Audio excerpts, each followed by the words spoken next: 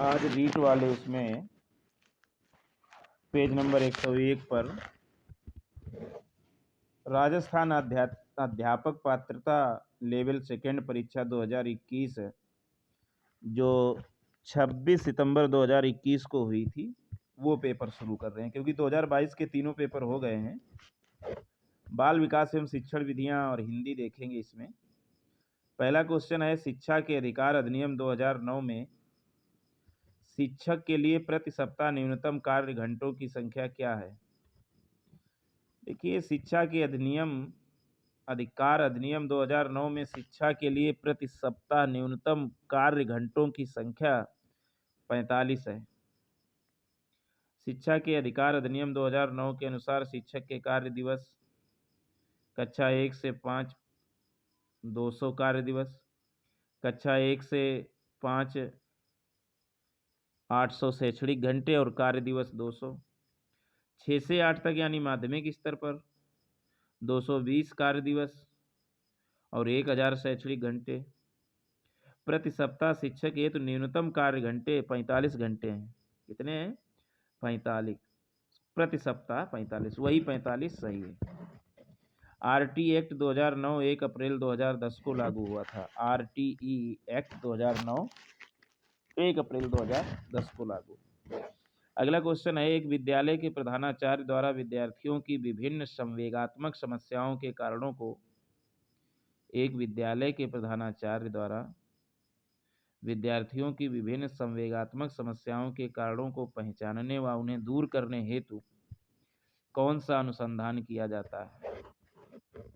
तो एक विद्यालय के प्रधानाचार्य द्वारा विद्यार्थियों की विभिन्न संवेगात्मक समस्याओं के कारणों को पहचानने व उन्हें दूर करने हेतु क्रियात्मक अनुसंधान किया जाता है। कैसा? क्रियात्मक। क्रियात्मक अनुसंधान का तात्पर्य एक ऐसी वैज्ञानिक खोज से है जिसका संबंध शिक्षा के क्रियात्मक पक्ष से होता है। इसके द्वारा विद्यालय की कार्य प्रणाली की समस्याओं का अध्ययन वस्तुनिष्ठ रूप से किया जाता है। क्रियात्मक अनुसंधान की प्रक्रिया समस्या केंद्रित होती है। इसका प्रयोग केवल शिक्षा के क्षेत्र में नहीं किया जाता, अपितु सभी प्रकार की समस्याओं में किया जाता है। स्टीफन एवं कोरे के अनुसार अभ्यासकर्ता जिस प्रक्रिया के माध्यम से अपनी समस्याओं को वैज्ञानिक पद्धति अपने निर्णयों का निर्देशन, संशोधन एवं मूल्यांकन करके व्यवहार में लाते हैं, क्रियात्मक अनुसंधान कहलाती है। अगला क्वेश्चन है, कौन सा सिद्धांत परिणामों द्वारा सीखने से संबंधित है? तो क्रिया प्रसूत अनुबंधन सिद्धांत परिणामों द्वारा सीखने से संबंधित है। इस सिद्धांत के अनुसार यदि किसी अनुक्रिया के करने से सकारात्मक एवं संतोषजनक परिणाम मिलते हैं तो प्राणी यह क्रिया बार बार दोहराता है। असफलता या नकारात्मक परिणाम मिलने पर प्राणी क्रिया को पुनः दोहराने से बचता है, जिससे उद्दीपन अनुक्रिया का संबंध कमजोर हो जाता है। इस सिद्धांत का प्रतिपादन स्किनर ने किया था। तो कौन सा सिद्धांत परिणामों द्वारा सीखने से संबंधित है? तो क्रिया प्रसूत अनुबंधन नियम। अगला है, जब हम वर्तमान स्कीमा का प्रयोग बाह्य जगत के विश्लेषण हेतु करते हैं तब उसे क्या कहा जाता है? जब हम वर्तमान स्कीमा का प्रयोग बाह्य जगत के विश्लेषण हेतु करते हैं तब उसे आत्मसात्मीकरण कहा जाता है। तब उसे आत्मसात्मीकरण कहा जाता है। देखिए, मूल रूप से आत्मसात्मीकरण एक नई वस्तु अथवा घटना को वर्तमान अनुभवों में सम्मिलित करने की प्रक्रिया है। उदाहरण के लिए, यदि एक बालक के हाथ में टॉफी रख दिया जाता है तो उसे वह तुरंत मुंह में डाल लेता है, क्योंकि उसे यह पता है कि टॉफी एक खाद्य वस्तु है। यहाँ बालक अनुकूलन के द्वारा खाने की क्रिया को आत्मसात कर रहा है। पियाजे के अनुसार अनुकूलन के अंतर्गत दो प्रक्रिया सम्मिलित हैं, आत्मसातीकरण यानी एसिमिलेशन, एसाइमिलेशन, ASSIMILATION, और दूसरा है समाष्टिवीकरण यानी एकमोडेशन। ACCOMMODATION, accommodation. अगला क्वेश्चन है, कौन सी प्रक्षेपीय परीक्षण की विशेषता नहीं है? तो वस्तुनिष्ठ व्याख्या प्रक्षेपीय परीक्षण की विशेषता नहीं है। प्रक्षेपी प्रविधियों में व्यक्ति के सम्मुख किसी उद्दीपक परिस्थिति को प्रस्तुत किया जाता है तथा व्यक्ति को इस बात के अवसर दिए जाते हैं कि वह अपने विचारों, दृष्टिकोणों, संवेगों, गुणों, आवश्यकताओं आदि को उस परिस्थिति में आरोपित कर सके। व्यक्तित्व संरचना को जानने के लिए अनेक प्रक्षेपी परीक्षणों का विकास किया है।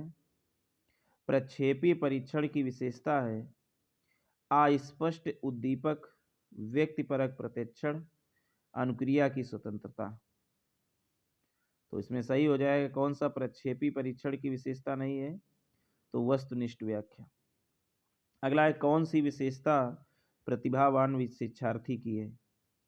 देखिए, प्रतिभावान शिक्षार्थी की विशेषता है यदि कक्षा की गतिविधियां अधिक चुनौतीपूर्ण नहीं होती हैं तो वह कम प्रेरित अनुभव करता है और ऊब जाता है। ये है प्रतिभावान शिक्षकों की शिक्षार्थी की विशेषता। ऐसा नहीं है कि वो आक्रामक और कुंठित हो जाता है, ये कुछ नहीं है। ऐसा भी नहीं है कि वह रस्सी व्यवहार करता है या तुनक मिजाजी होता है। सिर्फ इतना है कि यदि कक्षा की गतिविधियां अधिक चुनौतीपूर्ण नहीं होती है तो वह कम प्रेरित अनुभव करता है और ऊब जाता है। एक प्रतिभाशाली बालक की विशेषताएं ये हैं कि वह पढ़ने लिखने के प्रति अधिक रुचि होती है, ये कठिन विषयों में अधिक रुचि लेते हैं, इनमें संज्ञानात्मक क्रियाओं की योग्यता अधिक तीव्र होती है। अगला क्वेश्चन है कि विशेष आवश्यकता वाले बच्चों को शामिल करना।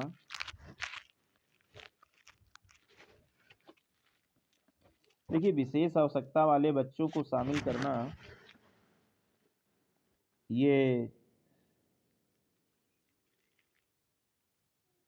समसामयिक सिद्धांत कहलाता है। शिक्षण के प्रश्न, दृष्टिकोण, विषय वस्तु और धारणा परिवर्तन की अपेक्षा रखता है। शिक्षण का सिद्धांत कहलाता है। समावेशन का सिद्धांत कहता है कि दिव्यांग बच्चों को नियमित कक्षाओं और गतिविधियों में भाग लेना चाहिए जैसे कि उनकी उम्र के सामान्य बच्चे करते हैं। पूर्ण समावेशन का मजबूत विश्वास उन दिव्यांग बच्चों पर जोर देता है जो नियमित कक्षाओं में भाग लेते हैं। वो सामान्य बच्चों के संपर्क में आने के कारण अपनी किशोरावस्था और वयस्क आयु में दुनिया को संभालने के लिए बेहतर रूप से सुसज्जित होंगे। इसीलिए शिक्षण के प्रति मनोभाव, विषय वस्तु और धारणा या दृष्टिकोणों में परिवर्तन लाने की आवश्यकता है। 8वां, समस्या समाधान नहीं है। तो समस्या समाधान लक्ष्योन्मुखी होता है या एक कौशल है जो सीखा जा सकता है और जिसका अभ्यास किया जा सकता है। साथ ही समस्या समाधान समझ और क्रमिक चरणों में प्रयोग पर आधारित होता है। इस प्रकार यह कहना कि समस्या समाधान संगीत संबंधी योग्यता के बारे में सही नहीं है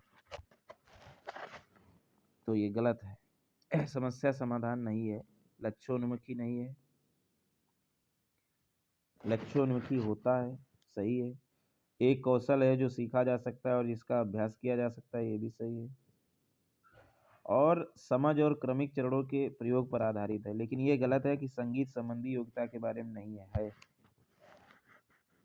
अगला है, प्रासंगिक अंतर्बोध परीक्षण व्यक्तित्व को मापने की क्या है? तो कि प्रासंगिक अंतर्बोध परीक्षण व्यक्तित्व को मापने की एक प्रक्षेपी विधि है। कैसी विधि है? प्रक्षेपी विधि है। ना तो आत्मनिष्ठ विधि है, ना वस्तुनिष्ठ है, ना प्रयोगात्मक विधि है, प्रक्षेपी विधि है। देखिए, प्रक्षेपण विधि उद्दीपकों के प्रति व्यक्ति की प्रतिक्रियाओं के आधार पर उसके व्यक्तित्व के स्वरूप का वर्णन करने का साधन है। ये थार्प व समलर के अनुसार प्रक्षेपण विधि उद्दीपकों के प्रति व्यक्ति की प्रतिक्रियाओं के आधार पर उसके व्यक्तित्व के स्वरूप का वर्णन करने का साधन है। प्रक्षेपण विधि के आधार पर अनेक व्यक्तित्व परीक्षणों का निर्माण किया गया है, जिनमें दो सबसे अधिक प्रचलित हैं। नंबर 1 रोरसा का स्याही धब्बा परीक्षण और दूसरा है प्रासंगिक अंतर्बोध परीक्षण। प्रासंगिक अंतर्बोध परीक्षण का निर्माण 1935 में मुर्रे और मॉर्गन ने किया था इसमें कुल 31 कार्ड होते हैं। 30 चित्रित कार्ड तथा 1 कार्ड खाली होता है। 30 चित्रित कार्ड तथा 1 कार्ड खाली होता है। अगला क्वेश्चन है, कौन सा सृजनात्मकता की ओर ले जाता है? देखिए, अपसारी चिंतन व्यक्ति को सृजनात्मकता की ओर ले जाता है। अपसारी चिंतन में व्यक्ति भिन्न भिन्न दिशाओं में चिंतन कर समस्या का समाधान करता है। इसमें वह समस्या के कई संभावित उत्तरों पर सोचता है। वह साथ ही अपनी ओर से कुछ नया एवं मूल शब्द जोड़कर समस्या का समाधान करता है। मनोवैज्ञानिकों में अपसारी चिंतन को ही सृजनात्मक चिंतन कहा है। अर्थात सृजनात्मक चिंतन वह है जो नवीन, सार्थक व मौलिक हो। डेवल के अनुसार सृजनात्मकता वह मानवीय योग्यता है जिसके द्वारा वह किसी नवीन रचना या विचारों को प्रस्तुत करता है। तो सृजनात्मकता की ओर ले जाता है कौन? अपसारी चिंतन। यदि बालक की वास्तविक आयु 13 वर्ष हो और मानसिक आयु 14 वर्ष हो तो बुद्धि लब्ध क्या होगी? तो मानसिक आयु ऊपर लिख देते हैं और वास्तविक आयु नीचे लिख देते हैं गुणे 100। तो बुद्धि लब्ध काट पीट के आएगी 107.69। 1912 में जर्मन मनोवैज्ञानिक विलियम स्टर ने बुद्धि लब्ध का सत्य संप्रत्यय विकसित किया था। किसने? जर्मन मनोवैज्ञानिक विलियम स्टर ने 1912 में। अगला है, सीखने का क्लासिकल कंडीशनिंग सिद्धांत प्रतिपादित किया था।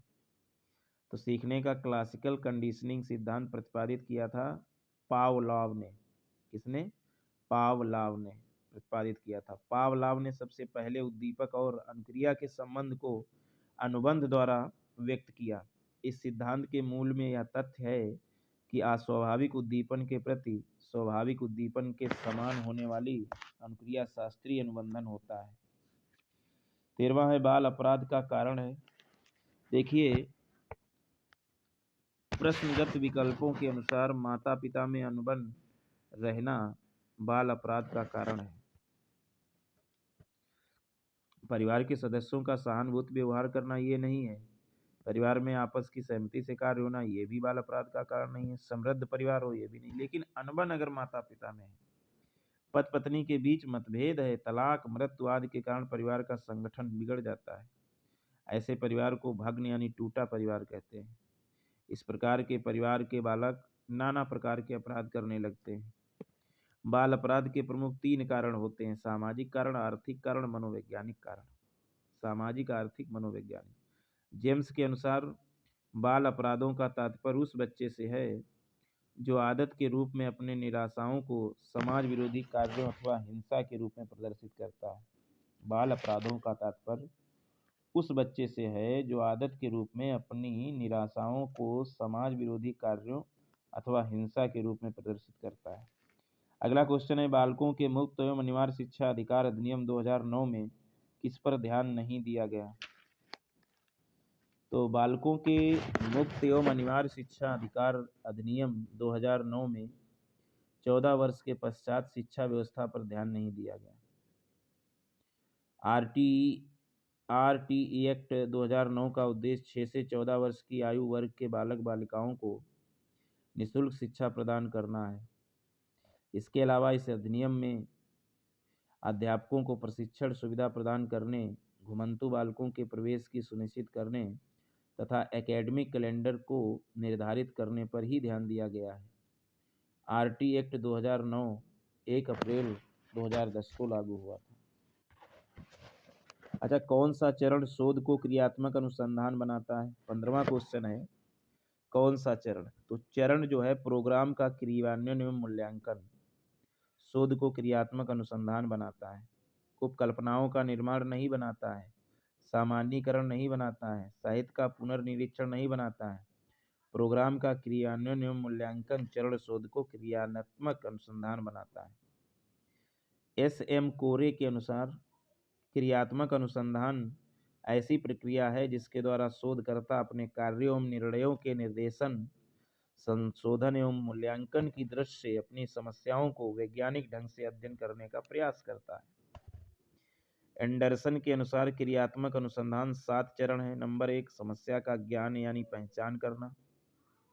दूसरा चरण है कार्य के प्रति, ये एंडरसन साहब बता रहे हैं, कार्य के प्रति प्रस्तावों पर विचार विमर्श करना।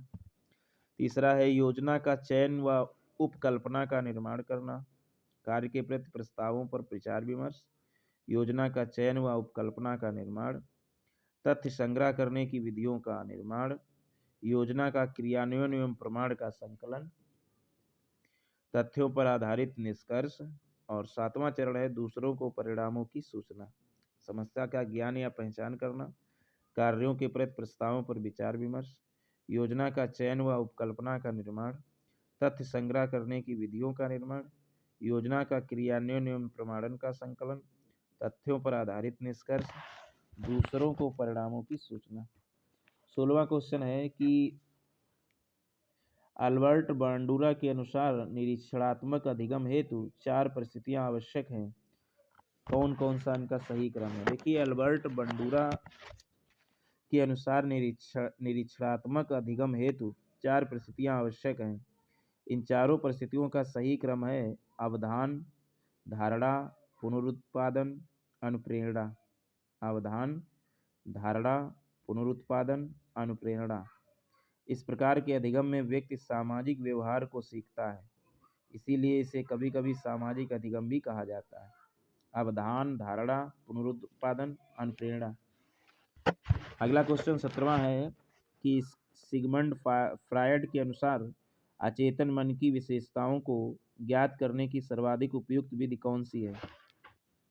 तो सिगमंड फ्रायड के अनुसार अचेतन मन की विशेषताओं को ज्ञात करने की सर्वाधिक उपयुक्त विधि स्वप्न विश्लेषण विधि है। स्वप्न विश्लेषण विधि। स्वप्न विश्लेषण विधि के प्रतिपादक फ्रायड हैं। फ्रायड के अनुसार स्वप्न में व्यक्ति अचेतन की दमित इच्छाओं को पूर्ति करता है, अतः रोगियों के स्वप्नों का विश्लेषण करके चिकित्सक उसके अचेतन के संघर्षों एवं चिंताओं के बारे में जान पाते हैं। फ्रायड के अनुसार स्वप्न बाल कालीन चाहतों इच्छाओं को पूरा करने का माध्यम है।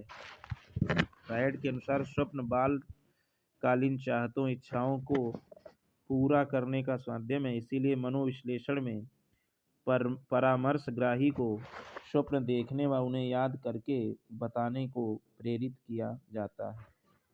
अच्छा, ADHD मीन्स क्या होता है? ADHD का अर्थ होता है, देखिए, ADHD का अर्थ है ध्यान विकार वाले बालक। ए से मतलब हो जाएगा अटेंशन, डी से हो जाएगा डिफिसिट, DEFICIT डिफिसिट, और एच का मतलब हो जाएगा हाइपर एक्टिविटी, HIPERACTIVIT हाइपरएक्टिविटी, और डिसऑर्डर। यह एक मस्तिष्क विकार है जो ध्यान देने, स्थिर बैठने और अपने व्यवहार को नियंत्रित करने के तरीके को प्रभावित करता है। यह बच्चों और किशोरों में होता है। अगला क्वेश्चन है एक परीक्षण जो व्यक्ति की किसी एक या अधिक क्षेत्रों में उसकी विशेषताओं और कमियों को व्यक्त करने के लिए बनाया गया है, क्या कहलाता है? देखिए, एक परीक्षण जो व्यक्ति की किसी एक या अधिक क्षेत्रों में उसकी विशेषताओं और कमियों को व्यक्त करने के लिए बनाया गया है, वह उपलब्धि परीक्षण कहलाता है। फ्रीमैन के अनुसार उपलब्धि परीक्षण वह अभिकल्प है। फ्रीमैन के अनुसार उपलब्धि परीक्षण वह अभिकल्प है जो एक विशेष या पाठ्यक्रम के विभिन्न विषयों के ज्ञान, समझ एवं कौशल का मापन करता है। उपलब्ध परीक्षण 3 प्रकार के होते हैं: लिखित परीक्षण, मौखिक परीक्षण, प्रयोगात्मक परीक्षण। लिखित परीक्षण, मौखिक परीक्षण, प्रयोगात्मक परीक्षण। 20वां क्वेश्चन है भारतीय संविधान में कौन से संशोधन द्वारा शिक्षा का अधिकार सम्मिलित किया गया? भारतीय संविधान में 86वें संविधान संशोधन द्वारा शिक्षा का अधिकार सम्मिलित किया गया। कब? 86वें। 12 दिसंबर 2002 को भारत के संविधान में 86वां संविधान संशोधन किया गया और इसमें अनुच्छेद 21A जोड़ा गया। अनुच्छेद 21A में शिक्षा के अधिकार को मूल अधिकार का दर्जा दिया गया। बाल केंद्रित शिक्षण विधि का अर्थ है, बाल केंद्रित शिक्षण विधि का अर्थ है बच्चों की अभिव्यक्ति और उनकी सक्रिय भागीदारी को महत्व देना। बच्चों की अभिव्यक्ति और उनकी सक्रिय भागीदारी को महत्व देना।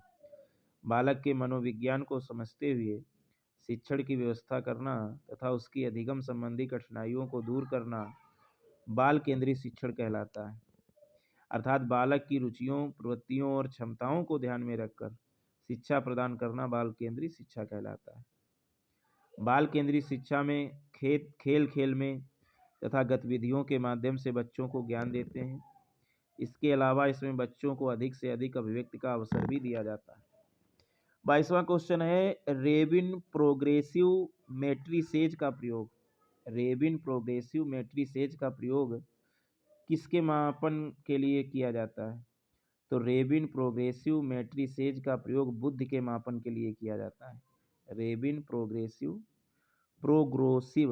मैट्रिसेज एक अशाब्दिक परीक्षण है। कैसा है? अशाब्दिक परीक्षण है जो आमतौर पर सामान्य मानव बुद्धि और अमूर्त तर्क को मापने के लिए किया जाता है। वाइगोत्स्की के अनुसार बालक सीखते हैं। तो वाइगोत्स्की के अनुसार बालक सीखते हैं वयस्कों और समवयस्कों के साथ परस्पर क्रिया से। वयस्कों और समवयस्कों के साथ परस्पर क्रिया से सीखते हैं। वाइगोत्स्की के अनुसार बालक का विकास समाज के द्वारा अर्थात सामाजिक अंतःक्रिया के द्वारा बालक ज्ञान अर्जन करता है। बालक वयस्कों तथा समवयस्कों के साथ परस्पर अंतःक्रिया से सीखता है। बालक के सामाजिक अंतःक्रिया के फलस्वरूप उसका शारीरिक, संज्ञानात्मक व सामाजिक विकास होता है। वाइगोत्स्की अधिगम को एक सामाजिक गतिविधि मानता है। वाइगोत्स्की ने कहा है, हमारे स्वयं का विकास दूसरों के द्वारा होता है। हमारे स्वयं का विकास दूसरों के द्वारा। 24वां क्वेश्चन है किस मनोवैज्ञानिक के द्वारा सर्वप्रथम बुद्धि परीक्षण का निर्माण किया गया? तो मनोवैज्ञानिक बिने द्वारा सर्वप्रथम बुद्धि परीक्षण का निर्माण किया गया। सर्वप्रथम 1905 में बिने तथा थियोडोर साइमन ने औपचारिक रूप से बुद्धि के मापन का सफल प्रयास किया। 1905 में बिने तथा थियोडोर साइमन ने औपचारिक रूप से बुद्धि के मापन का सफल प्रयास किया। 1908 में अपनी मापनी का संशोधन करते समय उन्होंने मानसिक आयु का संप्रत्यय किया, जबकि 1912 में स्टर्न ने बुद्धि लब्ध का संप्रत्यय विकसित किया। 1912 में स्टर्न ने बुद्धि लब्ध का संप्रत्यय विकसित किया। 25वां क्वेश्चन कहता है कि एक शिक्षक द्वारा प्रतिभाशाली बालकों के उत्थान हेतु कौन सा प्रयास किया जाएगा? देखिए, एक शिक्षक द्वारा प्रतिभाशाली बालकों के उत्थान हेतु विशिष्ट कक्षाएं एवं प्रोत्साहन देने का प्रयास किया जाएगा। प्रतिभाशाली बालक सामान्य बालकों से सभी बातों में श्रेष्ठतर होता है। प्रतिभाशाली बालकों को किस प्रकार की शिक्षा दी जाए, इस संबंध में हैविंग हर्स्ट ने लिखा है कि प्रतिभाशाली बालकों के लिए शिक्षा का सफल कार्यक्रम वही हो सकता है जिसका उद्देश्य उनकी विभिन्न योग्यताओं का विकास करना हो। इस दृष्टि से प्रतिभाशाली बालकों की शिक्षा का कार्यक्रम इस प्रकार होना चाहिए: विशेष और विस्तृत पाठ्यक्रम हो, विशेष अध्ययन सुविधाएं हो, शिक्षक का व्यक्तिगत ध्यान हो, पाठ सहगामी क्रियाओं का आयोजन हो, सामाजिक अनुभव का अवसर। विशेष और विस्तृत पाठ्यक्रम, विशेष अध्ययन सुविधाएं, शिक्षक का व्यक्तिगत ध्यान, पाठ सहगामी क्रियाओं का आयोजन, सामाजिक अनुभव का अवसर। अगला है NCF।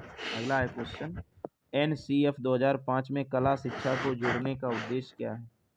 तो NCF 2005 में कला शिक्षा को जोड़ने का मुख्य उद्देश्य है सांस्कृतिक विरासत की सराहना।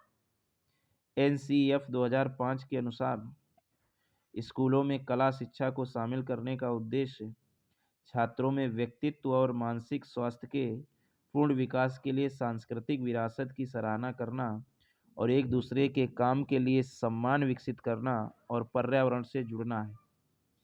NCF 2005 में कला शिक्षा को जोड़ने का उद्देश्य है सांस्कृतिक विरासत की सराहना। अगला है 27वां क्वेश्चन है, विकास कभी न समाप्त होने वाली प्रक्रिया है, यह विचार किसका है? तो यह विचार निरंतरता के सिद्धांत से संबंधित है। विकास कभी न समाप्त होने वाली प्रक्रिया है, यह विचार निरंतरता के सिद्धांत से संबंधित है। इस सिद्धांत के अनुसार विकास की प्रक्रिया बिना रुके हुए चलती रहती है, परंतु यह कभी धीमी और कभी तीव्र हो जाती है। जैसे प्रथम 3 वर्ष में बालक के विकास की प्रक्रिया बहुत ही ज़्यादा तीव्र गति से चलती है और इसके बाद धीरे धीरे वह धीमी हो जाती है। 28वां क्वेश्चन है, कौन सा बुद्धि का घटक नहीं है? तो तार्किक चिंतन ये घटक है, स्मृति ये घटक है, अनुभवों से सीखना ये घटक है, लेकिन व्यावसायिक रुचियां बुद्धि का घटक नहीं है। जबकि स्मृति, तार्किक चिंतन तथा अनुभवों से सीखना बुद्धि के घटक हैं। बुद्धि का प्रयोग साधारणता तीव्र गति से सीखने, समझने, अच्छे से स्मरण करने, तार्किक चिंतन आदि गुणों के लिए किया जाता है। बालक की कौन सी प्रक्रिया मनोगत्यात्मक नहीं है? सोचना मनोगत्यात्मक प्रक्रिया नहीं है, जबकि गेंद फेंकना, लिखना व खेलना आदि मनोगत्यात्मक प्रक्रियाएं हैं। सोचना मनोगत्यात्मक प्रक्रिया नहीं है। मनोगत्यात्मक गतिविधि को गत्यात्मक या शारीरिक गतिविधि के रूप में परिभाषित किया जाता है, जो मानसिक घटक पर निर्भर होती है और ज़्यादातर गैर लक्ष्य निर्देशित होती है। यह मांसपेशियों के कार्य और मानसिक गतिविधि को सचेत नियंत्रण तथा शरीर में गति की उत्पत्ति को संदर्भित करता है। व्यक्तित्व को मापने के लिए 16 पीएफ प्रश्नावली किसने दी? तो व्यक्तित्व को मापने के लिए 16 पीएफ प्रश्नावली का निर्माण आर.वी. कैटल ने किया था। आर.वी. कैटल ने किया था। तो ये तो 30 क्वेश्चन हुए मनोविज्ञान के। अब भाषा फर्स्ट हिंदी देख लेते हैं। लिखा है, कौन सा शिक्षा शास्त्री पढ़ाने से पहले लिखना सिखाने के पक्ष में है? तो मारिया मांटेसरी जो हैं वो पढ़ाने से पहले लिखना सिखाने के पक्ष में, कहती हैं लिखो पहले, पढ़ो बाद में। मारिया मांटेसरी या इटली की प्रसिद्ध शिक्षा शास्त्री थी, जिनके नाम से शिक्षा की मांटेसरी पद्धति प्रसिद्ध है। मौन पठन का लाभ क्या है? देखिए, मौन पठन में स्वाध्याय की प्रवृत्ति विकसित होती है। किसकी? स्वाध्याय की। पाठ्य पुस्तक को पढ़ते समय जब हम बिना आवाज निकाले पढ़ते हैं, मौन वाचन कहलाता है। बुलेटिन बोर्ड क्या है? देखिए, बुलेटिन बोर्ड एक दृश्य सामग्री है। यह एक कंप्यूटर सर्वर चलने वाला सॉफ्टवेयर है। इसमें उपयोगकर्ताओं को प्रोग्राम से कनेक्ट करने की अनुमति देता है। श्रव्य सामग्री जिन साधनों द्वारा किसी ध्वनि को हम सुनते हैं, जैसे रेडियो, टेप रिकॉर्डर। दृश्य सामग्री अध्ययन या अध्यापन के दौरान जब हम चित्रों का प्रयोग करते हैं, वह हमारी दृश्य सामग्री है, जैसे मानचित्र, श्यामपट्ट, प्रोजेक्ट आदि। कोमल सामग्री, कोमल सामग्री के अंतर्गत आने वाली वह सामग्री है जिसे देखकर, छूकर, इसके बाह्य रंग रूप को आकलन कर व्यवहार में लाया जाता है। तो बुलेटिन बोर्ड क्या है? दृश्य सामग्री। अगला है, सीसीई में व्यापकता का आशय क्या नहीं है? तो प्रश्नों की व्यापकता जो है, सीसीई में व्यापकता का आशय नहीं है। सीसीई में व्यापकता का आशय, यानी देखो, व्यापकता से तात्पर्य है बच्चों में कौशलों तथा गुणों के विकास से है, जैसे नैतिक, शारीरिक, मानसिक आदि, है ना। बाकी इसमें व्यापकता का आशय और सब है। दायरे की व्यापकता, उपकरणों की व्यापकता, विषयों की व्यापकता, ये सब है, लेकिन प्रश्नों की व्यापकता नहीं है। वर्तनी की विधिवत शिक्षा का ज्ञान किस स्तर पर होना चाहिए? तो वर्तनी का ध्यान प्राथमिक स्तर पर होना चाहिए। वर्तनी की विधिवत शिक्षा का ज्ञान प्राथमिक स्तर पर होना चाहिए। अच्छा, वाक्य के मुख्यतः कितने अंग होते हैं? तो वाक्य के मुख्यतः 2 अंग होते हैं, उद्देश्य और विधेय। संपूर्ण वाक्य में कर्ता या जिसको केंद्रित रखकर कुछ कहा जाए वह उद्देश्य कहलाता है, तथा उद्देश्य के विषय में जो कहा जाए वह विधेय कहलाता है। जैसे राजीव विद्यालय में पढ़ता है, तो वाक्य में राजीव उद्देश्य है और विद्यालय में पढ़ता है ये विधेय है। 37वां क्वेश्चन है, वस्तु की पूर्ति की तुलना में मांग अधिक आशय की लोकोक्ति कौन सी है? तो 1 अनार 100 बीमार। वस्तु की पूर्ति की तुलना में मांग अधिक, लोकोक्ति है 1 अनार 100 बीमार। आधा तीतर आधा बटेर, यानी बेमेल मिश्रण, सुचारू रूप से ना होना। ऊंची दुकान, फीके पकवान, वास्तविकता कम, आडंबर अधिक। 9 कनौजिया 13 चूल्हे, बहुत ज्यादा मतभेद होना। 9 कनौजिया 13 चूल्हे। अगला क्वेश्चन है, घास काटना मुहावरे का सही अर्थ है गुणवत्ता का रखे बिना जैसे तैसे काम निपटाना। गुणवत्ता का ध्यान रखे बिना जैसे तैसे काम निपटाना घास काटने का अर्थ है। 39वां है, वो मेरे घर आएंगे ताकि उन्हें अजमेर शहर घूमना है, क्योंकि उन्हें अजमेर शहर घूमना है। रचना की दृश्य या वाक्य किस प्रकार का है? देखिए, वो मेरे घर आएंगे क्योंकि उन्हें अजमेर शहर घूमना है। तो रचना की दृश्य या वाक्य मिश्र वाक्य है। रचना की दृश्य वाक्य 3 प्रकार के होते हैं: सरल वाक्य, संयुक्त वाक्य और मिश्र वाक्य। सरल वाक्य जिन वाक्यों में केवल एक ही उद्देश्य और एक ही विधेय होता है, सरल वाक्य कहलाते हैं। जैसे लड़का खाता है, मोहन दौड़ता है आदि। संयुक्त वाक्य जिस वाक्य में सरल या मिश्र वाक्यों का प्रयोग योजक अवयवों जैसे और, फिर भी, नहीं तो, किंतु, अथवा, परंतु आदि द्वारा होता है, उसे संयुक्त वाक्य कहते हैं। जैसे उसने परिश्रम किया किंतु सफलता नहीं मिली। मिश्र वाक्य जिस वाक्य में एक मुख्य उपवाक्य और अन्य आश्रित उपवाक्य हो, उसे मिश्र वाक्य कहते हैं। मैं जानता हूं कि तुम्हारे पास किताब नहीं है, तो ये है मिश्र वाक्य। वो मेरे घर आएंगे क्योंकि उन्हें अजमेर शहर घूमना है। अगला क्वेश्चन है, सगुन मेरी सहेली है, अर्थ के आधार पर इस वाक्य का कौन सा प्रयोग है? तो सगुन मेरी सहेली है, अर्थ के आधार पर यह वाक्य विधानवाचक शब्द है। रचना के आधार पर 3 प्रकार के वाक्य होते हैं: सरल, संयुक्त, मिश्र। और अर्थ के आधार पर 8 प्रकार के होते हैं: विधानवाचक वाक्य, निषेधात्मक वाक्य, आज्ञावाचक वाक्य, प्रश्नवाचक वाक्य, विस्मयवाचक वाक्य, संदेहवाचक वाक्य, इच्छावाचक वाक्य, संकेतवाचक वाक्य।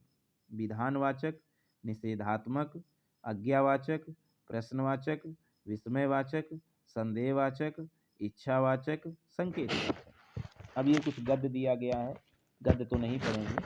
लिखा है, स्त्री शब्द पर्यायवाची है किसका? तो अबला का स्त्री पर्यायवाची है। स्त्री की वनिता हो जाएगी, है, कामनी हो जाएगा, भार्या हो जाएगा, ललना हो जाएगा, वामा हो जाएगा, आर्या हो जाएगा, कांता आदि, ये पर्यायवाची हैं। इहा के पर्यायवाची होती है अभिलाषा, इप्सा, स्पृहा, इच्छा, लालसा आदि।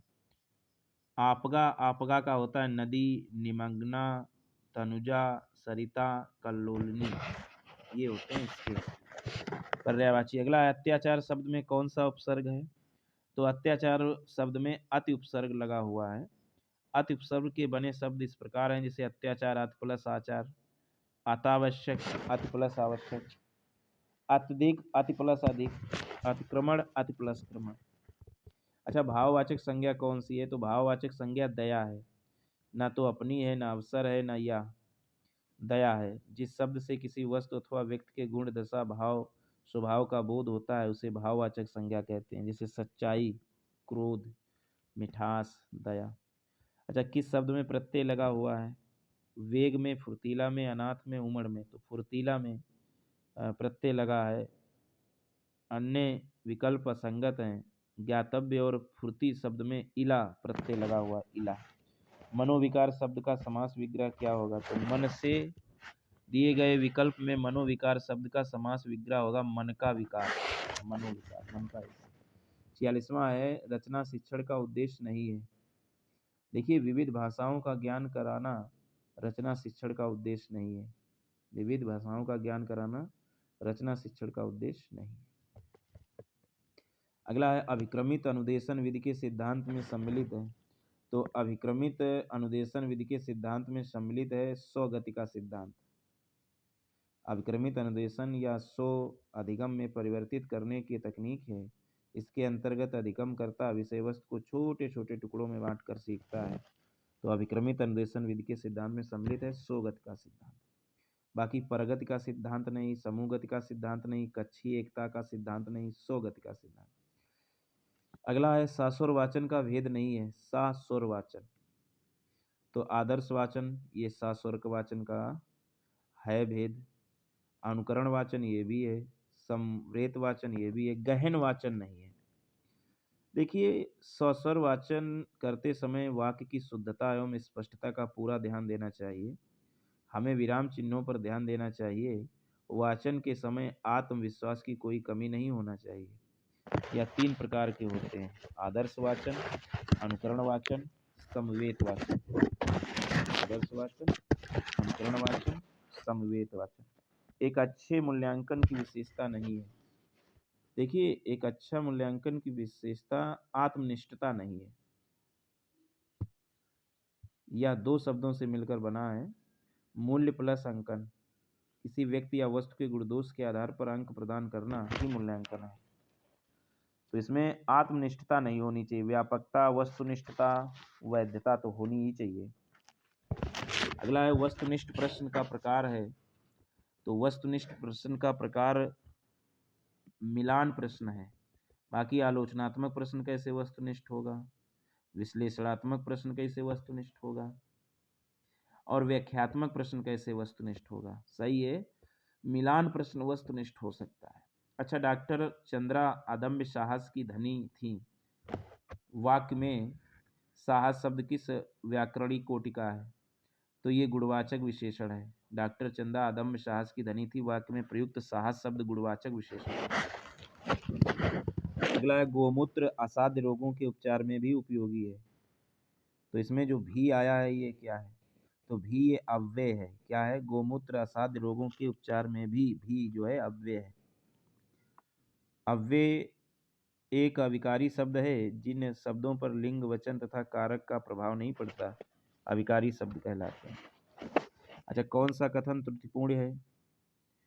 देखिए, वर्ण के सार्थक समूह में वाक्य बनते हैं, ये वाक्य त्रुटिपूर्ण है। वर्णों के सार्थक समूह से शब्द बनते हैं, वाक्य नहीं बनते हैं, तथा शब्दों के सार्थक समूह से वाक्य बनते हैं, ये ध्यान रखिए। बाकी पहला वाला तो सही है, सरल वाक्य में एक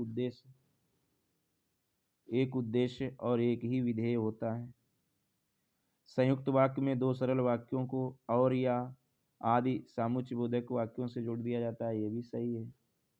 ऐसे वाक्य जिनमें एक प्रधान उपवाक्य हो तथा अन्य उपवाक्य उस पर आश्रित हो उसे मिश्र वाक्य कहते हैं, ये भी सही है। 54वां है, यवन सैनिक घोड़े पर बैठकर आया पर किले का दरवाजा बंद था, जैसे ही उसने दरवाजा खटखटाया चिड़िया पर फड़फड़ाकर उड़ गई। उपयुक्त वाक्य में पर शब्द के अर्थ का क्रम क्या है?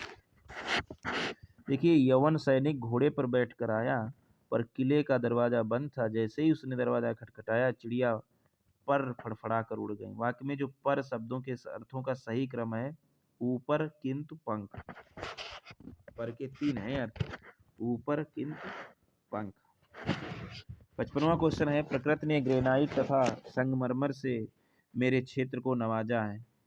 तो ग्रेनाइट और नवाजा ये शब्द भाषाई रूप बताइए। तो प्रकृति ने ग्रेनाइट तथा संगमरमर से मेरे क्षेत्र को नवाजा है। इस वाक्य में रेखांकित शब्द यानी संगमरमर और ग्रेनाइट। देखिए, ग्रेनाइट विदेशी शब्द हैं, शेष विकल्प त्रुटिपूर्ण। विदेशी शब्द, विदेशी विदेशी विदेशी हैं, ठीक है। हमें स्वराज्य मिल गया, वाक्य में कौन सा काल है? मिल गया, तो इसमें है सामान्य भूतकाल है, सामान्य भूतकाल। जैसे राम घर गया, हिमांशु गीत गाया, ये भूतकाल की कोई क्रिया जिसके संपादित होने के समय ज्ञात ना हो, सामान्य भूतकाल की क्रिया कहलाती है। संपूर्ण वाक्य सामान्य भूतकाल का होता है। अच्छा, कौन सा शब्द पुल्लिंग है? तो स्वप्न जो है ये पुल्लिंग शब्द है। विकल्पों में दिए गए शेष शब्द मनोवृत्ति, जीविका एवं बैठी स्त्रीलिंग शब्द हैं, लेकिन मनोवृत्ति, जीविका और बैठी स्त्रीलिंग है, बाकी सब पुल्लिंग है। लड़का, घोड़ा, पानी, हाथी, दही आदि संज्ञा के जिस रूप से स्त्री या मादा जाति का बोध होता है उसे स्त्रीलिंग कहते हैं। जैसे श्यामा, पुस्तक, गंगा, कुर्सियां। अगला है, दिया गया है गद्यांश के अनुसार परिणत शब्द का अर्थ है। तो गद्यांश के अनुसार परिणत शब्द का अर्थ है रूपांतरित। 59वां है, मनोवृत्ति शब्द का बहुवचन क्या होगा? मनोवृत्त का शब्द बहुवचन होगा मनोवृत्तियां। मनोवृत्तियां नहीं होगा, मनोवृत्ताओं भी नहीं होगा, मनोवृत्तियां। दूषित शब्द का अर्थ क्या होगा? दूषित शब्द का अर्थ होगा दोष युक्त। क्या होगा? दोष युक्त। तो ये तो हिंदी भाषा फर्स्ट थी, अब इसी में जो आगे दी गई है हिंदी भाषा सेकंड, वो भी इसी में देख लेते हैं, हिंदी का पूरा मैटर ही निपटा देते हैं, है ना। ये पेज नंबर 120 पे है, हिंदी भाषा सेकंड। लिखा है भाषा प्रयोगशाला शिक्षक के स्थान पर प्रतिस्थापन नहीं है। ये वाक्य कैसा है? भाषा प्रयोगशाला शिक्षक के स्थान पर प्रतिस्थापन नहीं है, यह वाक्य सत्य है। क्योंकि भाषा प्रयोगशाला वस्तुतः भाषा शिक्षण के क्षेत्र में अन्य दृश्य श्रव्य उपकरणों की भांति एक समृद्ध अधिगम वातावरण मात्र उपलब्ध कराता है, ना कि अध्यापक शिक्षक का प्रतिस्थापन करता है। अच्छा, पाठ्य पुस्तक का बाह्य गुण क्या है? पाठ्य पुस्तक का बाह्य गुण है शीर्षक, जबकि विषय वस्तु, भाषा, भाषा शैली आदि सब पाठ्य पुस्तक के आंतरिक गुण है और शीर्षक जो है बाह्य है। बड़ी अच्छी बात है। कौन सा श्रव्य उपकरण है? पोस्टर, नहीं, ये नहीं है। चार्ट, ये भी नहीं है। ग्रामोफोन, हाँ ये है श्रव्य। मानचित्र तो दृश्य है, ग्रामोफोन जो है श्रव्य उपकरण है। रेडियो, टेप रिकॉर्डर, ये सब और भी हैं। पोस्टर, चार्ट, मानचित्र और प्रोजेक्टर ये दृश्य उपकरण है। अच्छा, वस्तुनिष्ठ परीक्षा में सम्मिलित है, तो लघुत्तरात्मक परीक्षा जो है ये वस्तुनिष्ठ है, परीक्षा में सम्मिलित है। बाकी निबंधात्मक परीक्षा ना, मिलान पद परीक्षा नहीं, लघुत्तरात्मक परीक्षा ये वस्तुनिष्ठ परीक्षा में नहीं शामिल है। मिलान पद परीक्षा वस्तुनिष्ठ परीक्षा में शामिल है। वस्तुनिष्ठ परीक्षा वह परीक्षा प्रणाली है जिसमें सीमित समय के भीतर छोटे छोटे प्रश्नों के दिए गए विकल्पों में से सही उत्तर का चयन करना होता है। इस प्रकार की परीक्षा प्रणाली के अंतर्गत multiple choice questions, true false questions, matching questions इत्यादि पूछे जाते हैं। अगला, विद्यार्थी के लगातार मूल्यांकन हेतु उपयुक्त परीक्षा पद्धति है। तो विद्यार्थी के लगातार मूल्यांकन हेतु उपयुक्त परीक्षा पद्धति सतत एवं व्यापक मूल्यांकन पद्धति है। सतत तथा व्यापक मूल्यांकन का अर्थ है छात्रों के विद्यालय आधारित मूल्यांकन की प्रणाली जिसमें छात्र के विकास के सभी पक्ष शामिल हैं। अच्छा, इसमें असंगत कथन कौन सा है? तो सरल वाक्य में एक उद्देश्य व एक ही विधेय होता है, तो सही है। मिश्र वाक्य में एक से अधिक मुख्य उपवाक्य तथा अन्य आश्रित उपवाक्य होते हैं, नहीं, एक प्रधान उपवाक्य तथा अन्य आश्रित उपवाक्य होते हैं, तो यही गलत है। बाकी ये सही है तीनों। संयुक्त वाक्य में दो या दो से अधिक साधारण वाक्य किसी संयोजक से जुड़े होते हैं, तो ये सही है। तीसरा है मिश्र वाक्य व उपवाक्यों को जोड़ने का काम समुच्चय बोधक करते हैं, तो ये भी सही है। गलत सिर्फ इतना है कि मिश्र वाक्य में एक से अधिक मुख्य उपवाक्य तथा अन्य आश्रित उपवाक्य होते हैं। 67वां है वाह कितना सुंदर दृश्य है, या वाक्य के अर्थ की दृश्य कैसा है? तो ये विस्मय आदि बोधक वाक्य है। वाह कितना सुंदर दृश्य है, यह वाक्य अर्थ की दृश्य विस्मय बोधक है। जिन वाक्यों में हर्ष, घृणा, आश्चर्य का भाव हो, इनमें विस्मय बोधक का चिन्ह लगा हो, ऐसे वाक्य विस्मय बोधक वाक्य कहलाते हैं। आंखें बिछाना मुहावरे का अर्थ कैसा है? तो प्रेम पूर्वक स्वागत करना आंखें बिछाना मुहावरे का अर्थ है। शेष विकल्पों के मुहावरे इस प्रकार हैं: अत्यंत प्रिय होना, जैसे नाक का बाल होना, जरा भी कष्ट ना आने देना, आँच ना आने देना। अच्छा, एक तो करेला दूसरे नीम चढ़ा, इस लोकोक्ति का अभिप्राय क्या है? तो एकाधि दोष नहीं होना। एक तो करेला दूसरा नीम चढ़ा, लोकोक्ति का अभिप्राय है एकाधिक दोष होना। पुलिस ने चोर को दंड दिया, वाक्य में प्रयुक्त विभक्ति रूप क्या है? तो पुलिस ने चोर को दंड दिया, वाक्य में कर्ता ने और संप्रदान को विभक्ति रूप प्रयोग किया। पुलिस ने चोर को दंड दिया, इसमें कर्ता ने और संप्रदाय विभक्ति का रूप है। संप्रदान का अर्थ होता है देना, अर्थात कर्ता जिसे कुछ देता है या कर्ता जिसके लिए कुछ कार्य करता है उसे प्रदर्शित करने वाले रूप को संप्रदान कारक कहते हैं। 71वां क्वेश्चन है धीरे धीरे किस व्याकरणिक कोटि का शब्द है? जो धीरे धीरे शब्द है ये क्रिया विशेषण शब्द है। जिस शब्द से क्रिया की विशेषता बताई जाए उसे क्रिया विशेषण शब्द कहते हैं, जैसे धीरे धीरे, तेज, बहुत। ये अर्थ के अनुसार क्रिया विशेषण के चार भेद होते हैं: स्थानवाचक क्रिया विशेषण, कलावाचक क्रिया विशेषण, रीतिवाचक क्रिया विशेषण, परिमाणवाचक क्रिया विशेषण। स्थानवाचक क्रिया विशेषण, कालवाचक क्रिया विशेषण, रीतिवाचक क्रिया विशेषण और परिमाणवाचक क्रिया विशेषण।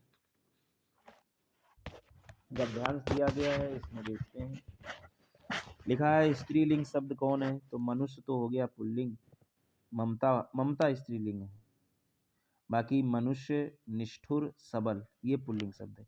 संहारक शब्द संधि विच्छेद होगा, तो सम प्लस हारक होगा, माँ में अंक वो हालत लगा होगा। अच्छा, कौन सा विकल्प जातिवाचक संज्ञा से भाववाचक संज्ञा बनने का है? तो शून्यता, नहीं, शून्यता नहीं है। उत्पीड़न, नहीं, उपयोगिता, दासत्व, दासता जो है पहले था जातिवाचक, फिर दासत्व जो है ये भाववाचक बन गया, तो दासत्व सही है। बाढ़ के समान दिशाहीन, इसमें बाढ़ क्या है, तो बाढ़ जो है संज्ञा है। बाढ़ क्या है, बाढ़ जो है संज्ञा है और जातिवाचक संज्ञा है। जिन संज्ञाओं से एक ही प्रकार की वस्तुओं अथवा व्यक्तियों का बोध हो उन्हें जातिवाचक संज्ञा कहते हैं, जैसे पर्वत, पुस्तक, समुद्र आदि। अच्छा, कौन सा शब्द दुर्वा का समानार्थी है, दुर्वा, तो असाह जो है, दुर्वा का समानार्थी है असाह। दुर्वा शब्द का समानार्थी शब्द होता है असाह। निदान का महत्व नगण्य है। देखिए, निदान का महत्व नगण्य है यदि उसके अनुसार बच्चों का उपचार नहीं किया गया। विद्यार्थियों को सीखने संबंधी कठिनाइयों का ज्ञान प्राप्त करने की क्रिया में शैक्षणिक निदान और इन कठिनाइयों को दूर करके शिक्षण करने को उपचारात्मक शिक्षण कहते हैं, उपचारात्मक शिक्षण कहते हैं। अच्छा, भाषाई कौशल के निर्धारित पक्षों में कौन सा उपयुक्त नहीं है, तो भाषाई कौशल के निर्धारित पक्षों में देखना जो है उपयुक्त नहीं है। भाषाई कौशल के निर्धारित पक्षों में देखना उपयुक्त नहीं है। भाषाई कौशल 4 होते हैं, बोलना, सुनना, पढ़ना और लिखना, देखना नहीं। अब देखोगे तो फिर भाषा कैसे बोलोगे, बोलना, सुनना, पहले बोलना, फिर सुनना, फिर पढ़ना, फिर लिखना। खेल विधि को प्रचलित करने का श्रेय किसको है, तो हेनरी कोल्डवेल कुक को। हेनरी कोल्डवेल कुक एक ब्रिटिश शिक्षक थे जिन्हें उनकी पुस्तक दी प्ले वे के लिए जाना जाता था, जिसमें तर्क दिया गया था कि पढ़ना और सुनना सीखने की तुलना में करना एक बेहतर सीखने का तरीका है और यह कि युवा खेल के माध्यम से अध्ययन करते हैं। अगला है, मैं कलम से किताब लिखता हूँ। मैं कलम से किताब लिखता हूँ, इसमें कारक भेद बताओ। तो इसमें करण कारक है। मैं कलम से किताब लिखता हूँ, वाक्य में करण कारक है का भेद है। क्रिया को संपादित करने के लिए जिस साधन का प्रयोग किया जाता है उस संज्ञा को करण कारक कहते हैं, जिसका विभक्ति से अथवा के द्वारा से होता है। सुरेश ने राजू को डंडे से मारा, ये करण कारक। 81वां क्वेश्चन है कि व्याकरण शिक्षण की किस प्रणाली की विकृत रूप में सुग्गा प्रणाली भी कहते हैं, तो पाठ्य पुस्तक प्रणाली जो है इसका विकृत रूप सुग्गा प्रणाली है। पाठ्य पुस्तक का अर्थ है पाठ प्लस पुस्तक, अर्थात पाठ से संबंधित जो पुस्तकें हैं उन्हें पाठ्य पुस्तक कहते हैं। यह अध्यापक का मार्गदर्शन करने का कार्य करती हैं। इसके द्वारा छात्रों में स्व-अध्याय प्रणाली का विकास होता है। 22वां क्वेश्चन है, हस्तलिखित शब्द में कौन सा समास है, तो तत्पुरुष समास है। जिस समास का उत्तर अर्थात अंतिम पद प्रधान हो उसे तत्पुरुष समास कहते हैं। कर्ता कारक और संबोधन को छोड़कर शेष सभी कारकों में विभक्तियां लगाकर समास विग्रह किया जाता है। कर्ता कारक और संबोधन को छोड़कर सभी कारकों। हस्तलिखित का समास विग्रह है हाथ से लिखित, हाथ के द्वारा लिखित होगा, अतः से अथवा के द्वारा विभक्ति लगाने से यह शब्द करण तत्पुरुष समास का शब्द है, करण। अच्छा, किंडरगार्टन शिक्षण पद्धति में प्रयुक्त किंडरगार्टन शब्द का अर्थ क्या है, तो किंडरगार्टन शिक्षण पद्धति में प्रयुक्त किंडरगार्टन शब्द का अर्थ है उद्यान के बच्चे। कहाँ के, उद्यान के बच्चे। मौखिक अभिव्यक्ति की दक्षता में क्या सहायक है, तो मौखिक अभिव्यक्ति की दक्षता में वाद विवाद सहायक है, जबकि लिखित अभिव्यक्ति में प्रार्थना पत्र, निबंध तथा पत्र सहायक होते हैं। जीवन के आरंभिक दौर में मातृभाषा सीखने का सबसे प्रमुख स्रोत है, तो जीवन के आरंभिक दौर में मातृभाषा सीखने का सबसे प्रमुख स्रोत परिवार है। न विद्यालय है, ना संचार साधन है, ना पुस्तक, परिवार। वाचन शिक्षण का उद्देश्य क्या होता है, देखिए, प्रत्येक शब्द पर उचित बल देकर पठन शक्ति का विकास करना वाचन शिक्षण का उद्देश्य होता है। प्रत्येक शब्द पर उचित बल देकर पठन शक्ति का विकास करना वाचन शिक्षण का उद्देश्य है। अब पद्यांश लिखा है हम पंछी उन्मुक्त गगन के पिंजरबद्ध न गा पाएंगे, कनक तीलियों से टकराकर पुलकित पंख टूट जाएंगे। हम पंछी उन्मुक्त गगन के पिंजरबद्ध न गा पाएंगे, कनक तीलियों से टकराकर पुलकित पंख टूट जाएंगे। स्वर्ण श्रृंखला के बंधन में अपनी गति उड़ान सब भूले, बस सपनों में देख रहे हैं तरु की फुनगी पर के झूले, तरु की फुनगी पर के झूले। हम बहता जल पीने वाले मर जाएंगे भूखे प्यासे, कहीं भली है कटुक निबोरी कनक कटोरी की मैदा से। इसका केंद्रीय भाव क्या है?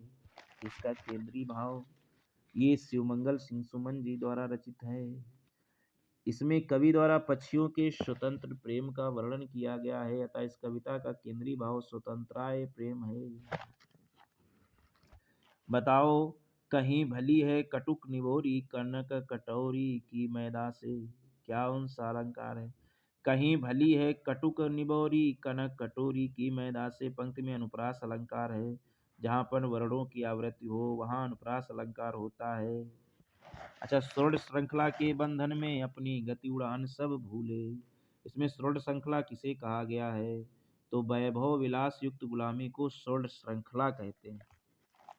अच्छा, तद्भव शब्द कौन सा है? तो तद्भव शब्द है पंछी। तो इस तरीके से ये 90 हुए। इसमें मनोविज्ञान हुआ और हिंदी के फर्स्ट और सेकंड दोनों हुए। आगे वाले में सामाजिक विज्ञान देख लेंगे, इंग्लिश को इसी में देख लेंगे। Thanks for watching and hearing my videos.